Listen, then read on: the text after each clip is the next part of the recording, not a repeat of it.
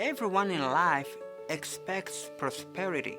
It is difficult to find anyone with an opposite drive, but prosperity might be misleading.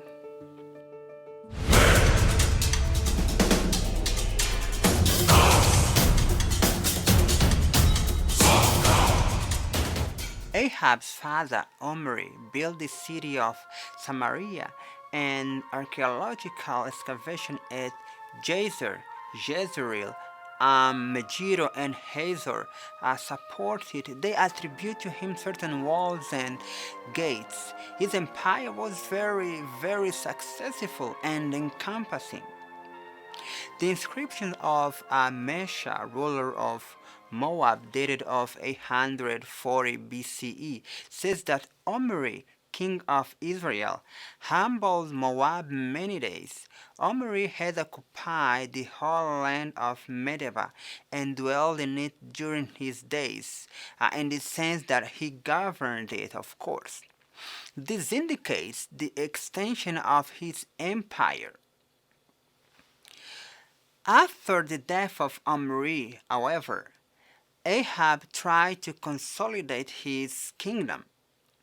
Excavation at Ahab's capital city of Samaria confirmed the wealth of the elite, revealing numerous ivory objects and furnishings, the richness of the empire. Yet there were setbacks by the kings of Damascus and Syria. At a certain point, Ahab goes to battle with Jehoshaphat against Syria, contrary to the instructions of the prophet of God. He had hundreds of prophets telling him to go to battle, while the prophet of God, the man of God, son of Imlah, the opposite. He rejected the voice of God, and that move cost his life. You see, he lost his life battling against Ben-Hadad because he failed to return Ramoth Gilead. And so Ahab was planning to take it by force. Upon the death of Ahab and the loss of the alliance between the northern and the southern kingdoms of Israel, his oldest son Ahaziah is coronated as king. But this defeat upon his death would trigger other rebellions against Israel to both the northern and the southern kingdoms. It is in this context that Ahaziah assumes the throne in the middle of the 19th century BCE.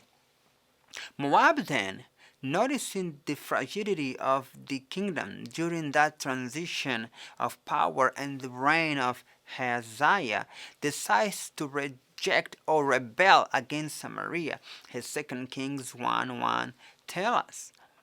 The political and economical decline was intrinsically associated to the spiritual life of the king and the people.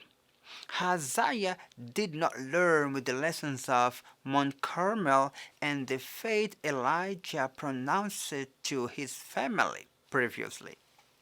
Those two episodes should have prompted him to humble himself to the Lord, but that was not happen.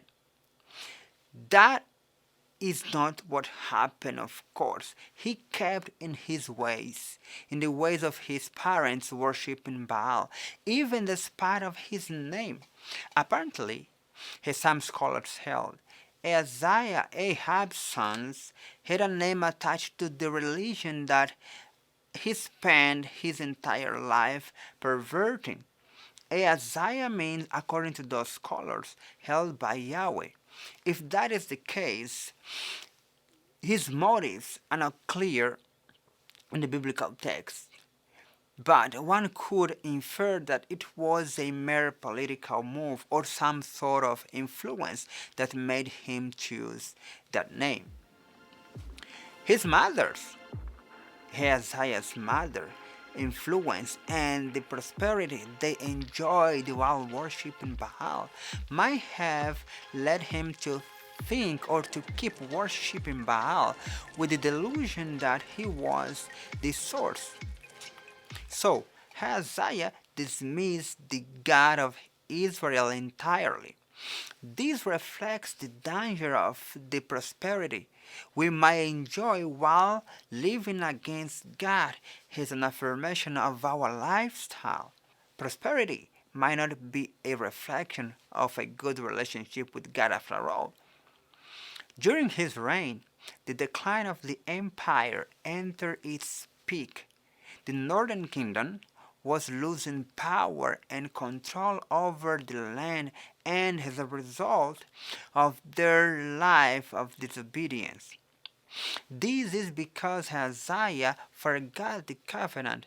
As a contrast, the southern kingdom, governed by King Jehoshaphat, which remained faithful to the covenant, as compared to Ahaziah, kept his suzerainty over Edom. God was being faithful to the southern kingdom since they kept the covenant. We should keep faithful to God's covenant.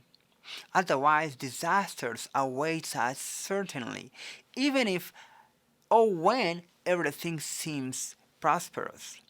Material prosperity is not a direct synonym for a good relationship with God. Hi, I hope this episode has been informing and transforming. Share it, subscribe, like, or comment. And if you want to donate either with your talent, time, or blessings, please contact us at the address on the screen. Our prayers are with you. See you on next episode.